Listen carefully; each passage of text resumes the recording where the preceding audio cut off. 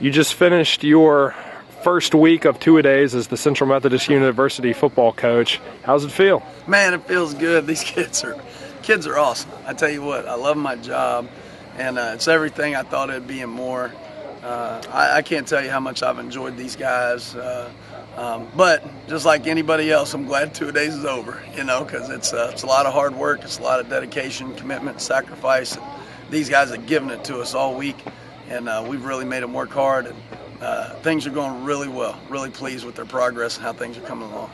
Evaluate the progress that you think first that the offense made from Sunday until Friday night. Well, I think just knowing where to go. I mean, anytime you don't do well on offense, it usually has to do with some sort of execution. And their explosiveness has been incredible this week. I mean, we have some really explosive players that I didn't, you never realize how good they are until they get here. You see what kind of shape they're in. And, man, we got some guys that can flat out go. And I'm pretty excited to see what they can do.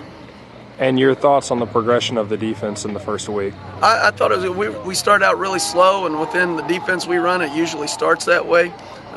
First 5 or 6, it takes a minute, especially when you're getting freshmen and new guys ready and everything. But, man, here the last 2 days, they've been picking it up. I mean, we're getting closer to meeting the offense, and we're cutting down on the big plays and all that stuff. I think they maybe had 1 or 2 tonight. And, again, we're not really scheming for each other yet either. So, but at the same time, we're getting all our stuff in, and that's a lot of stuff. But, man, the guys are really understanding. They're studying hard, and they're learning what to do, and they're getting better every day. It's really fun to watch them pop, and there's some really good hits tonight.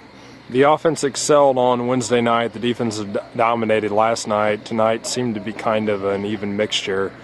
What do you think the team has to work on in the next week of practice? The little fine detail things, man. I mean, now that you know where to go, now that you know where the play's calling for you to go, now it's just little things. You got to play your leverage. You've got to play hand placement. You got to play foot drive. You have to play proper steps. I mean, your stance and start, all the little things that allow you to get that extra second or those extra inches or whatever it is for you to be successful. And that's what our guys really need to hone in on now, is the discipline of it, and getting the routine of it, so by the time we get to game time, they don't even have to think about it. They can turn it loose and go. Who are some of the players tonight that you think excelled on either side of the ball? Oh, man, I tell you, Trevor Robinson always excels. Tommy Walker's got a lot better. Tommy had some really nice hits tonight. Cameron Green, true freshman defensive tackle, had a big hit this morning. That was really impressive. Defensively, I tell you, just thinking, Kenny Wells has been a big-time player for us. He's been making some big hits.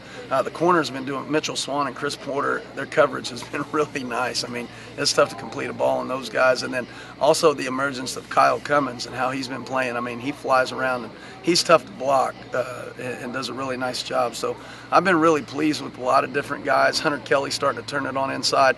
And then the one we finally got back this morning was Andy O'Sheltry at nose tackle. And I was really concerned about how that was going to go because I didn't really feel like we had a solid nose tackle coming into two-a-days. I wanted him to compete and see how that was going to go.